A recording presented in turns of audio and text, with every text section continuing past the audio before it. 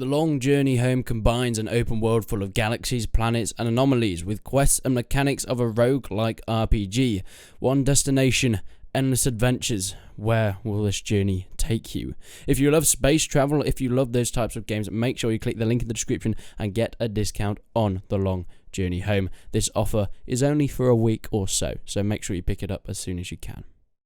Age of Empires has been a powerhouse for the historical strategy gaming industry for such a long time, since the very first release back in the late 90s, coming up to Age of Empires 4 and of course the definitive edition of Age of Empires 1 coming out.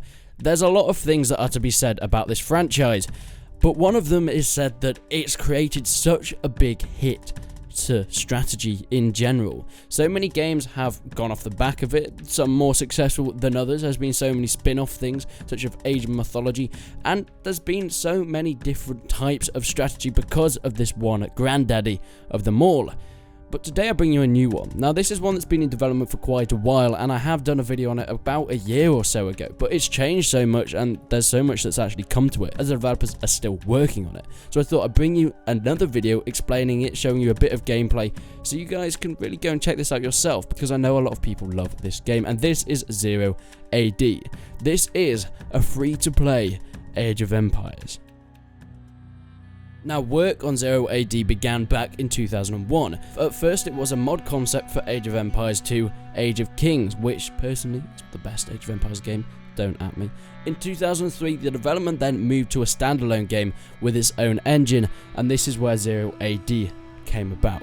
Now, one of the features that it boasts is a cross-platform gameplay on Linux, Windows, and OS X, which means that no matter what system you're on, you'll be able to play it with each other, your mates.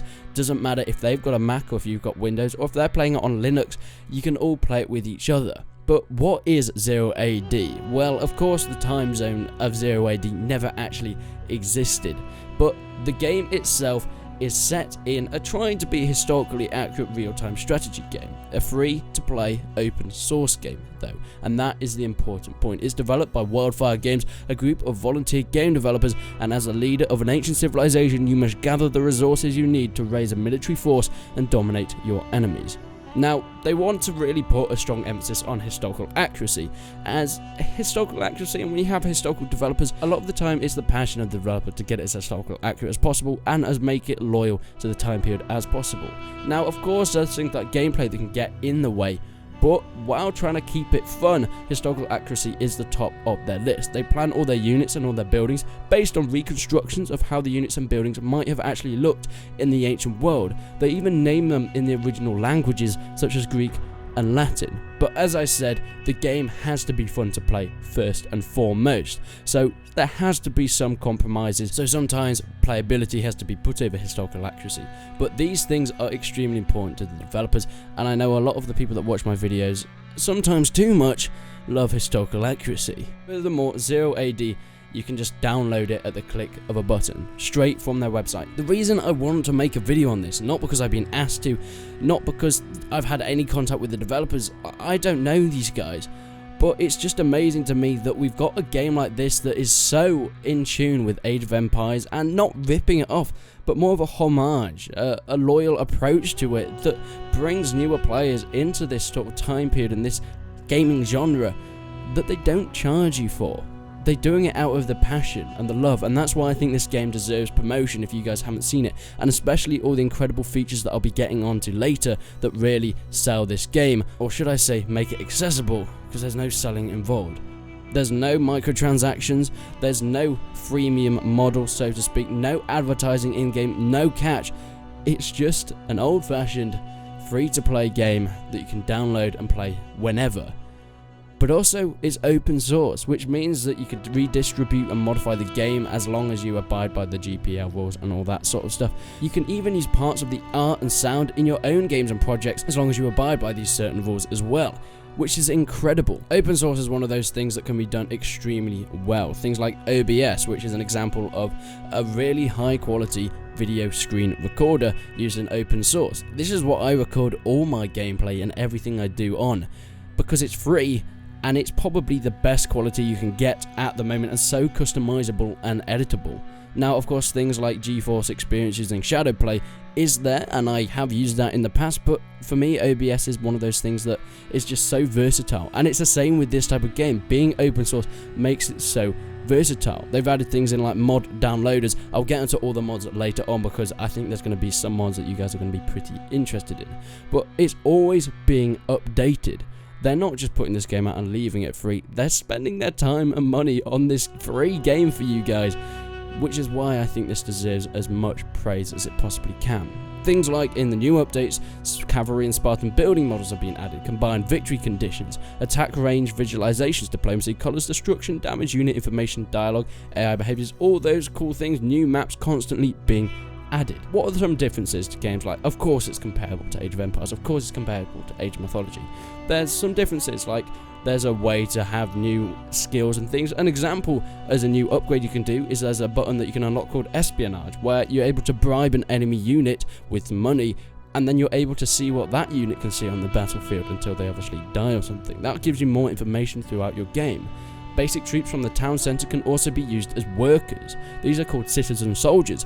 When you recruit them from the town centre, they'll be able to fight for you. They're maybe not as incredibly good as, dedicated barracks or stables or archery rangers troops, but they're able to work as foragers, as resource collectors, and everything as well, so they can sort of mix and match with that way. It does, as you can see, have a similar looking UI to Age of Mythology, but I feel like there's enough differences in this to make it acceptable as its own game, and like I've said so many times, the bloody thing is free. Now, one of these things I mentioned in the new updates, which I think is really cool, is combined victory conditions. Now, everyone knows the victory conditions of strategy games. Things like wonder victories, regicide, capture the relic sort of things, and of course conquest and world domination. You're able to combine and mix and match these as you choose. Now, there are some limitations which some might not work very well with each other, so they do limit that somewhat, but the ones that will work very well, for example, you can have wonder victory, regicide, and capture the relic all in the same game, so there's 3 different victory conditions that you're able to put into the match. Or you can just have one. For my game, I just had regicide, where I was playing as the Britons against the Spartans as AI, and my god, the AI is good in this. I'm not 100% sure about editing the AI. I'll get into a little bit about some basic stuff you can do, but I've not looked into that too much. But I was playing as the Britons, and my hero was Boudica. And when I was playing against Spartans, they had Pericles as well, and they just charged Boudica, and they slaughtered me basically. But that's not the case. You're able to mix and match these victory conditions in order to suit your gameplay style and what you want to do. Now, another cool thing that differs it from other games that was added in the latest update is called unit destruction damage, where units can damage other units around them if they're destroyed. For example, if you have a big ship that's then sunk by the enemy, if you have smaller vessels around it, if the ship hits them when they go down, it will damage them as well, maybe even killing them. And this can be done with all sorts of things, such as catapults and siege towers and all that stuff. If it falls on other troops, it will damage them, and I expect things like elephants as well, bigger things. I don't think this will really affect smaller infantry if they die, but who knows? A Spartan warrior could slip up when he dies, and his spear could go into the spleen of his fellow hoplite. But I feel like they haven't quite gone into that detail when they're designing the game. Well, that would be bloody incredible. Something else is the amount of information. They did say that they wanted to make it so historically accurate, but when you're in the game, if there's something you're not sure, if you don't know what a troop does, then just right click on that troop. You're able to see all the information about this troop, with the structures, with the buildings. Every single unit in the game, every single thing in the game has so much information about it. It can be a bit overwhelming sometimes, but it has the most important stuff at the start that you can read, and if you wanted to look into more details, there's everything you can see on it as well. Now, I did talk a little bit about the AI earlier, about what you're supposed to do with the AI, if you can edit them. Now, of course, there's mods and things that can edit the AI. You can choose how difficult the AI is, but you're also able to choose how the AI plays. Maybe they're aggressive AI, or they're a defensive AI. You're able to change and mix and match that to how you want to play. Now, of course, that's more in a single player and a multiplayer against AI scenario. Or even if you've got AI on your team, maybe you're a more defensive player, and if you're playing with another AI against another enemy team, you can make your AI on your team be more defensive if that's more your style. Moving on, this is open source, which means it's very, very moddable. Now, there's so many mods that have been made for this game, such as Lord of the Rings mod, Roman mods, pretty much anything you can think of. I'm pretty sure there's even a ponies mod. Yeah, on ModDB you can download a mod where it makes everything into ponies. I mean, the picture is a battering ram with ponies guarding it, so what more can you want from a game, if I'm going to be completely honest? But the whole thing is completely moddable, and you can change it to your choice. I'll definitely do some videos on the mods in the future. And of course, there's so much more to this. There's things like map editors. Now, the map editor in Zero AD is pretty easy to use. You've got a lot of painting tools, you've got a lot of texturing tools.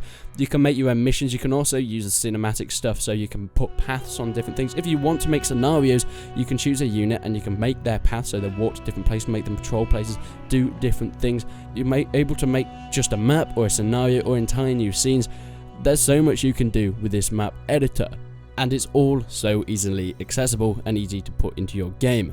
Like I said, there's a mod downloader that's been added into the game itself, which is just incredible.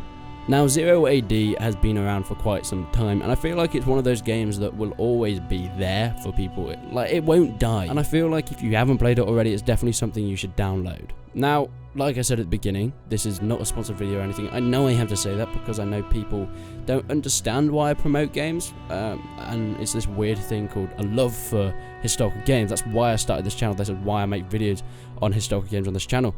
And I love making videos telling you about these maybe unknown games. Yeah, I know quite a lot of people in the strategy gaming market will know about this, but I'm sure there are plenty of people here that have never heard of Zero AD. And I feel like it's something that needs to be shown, because it's so incredible how free and open it is. You can just download it and play it straight away. Me downloading it and playing it was about a matter of 3 minutes or so. It was that quick, and it can be done at any time. Downloading mods, completely editing it yourself. If you're a modder, if you're a designer, you can completely change the game if you want to.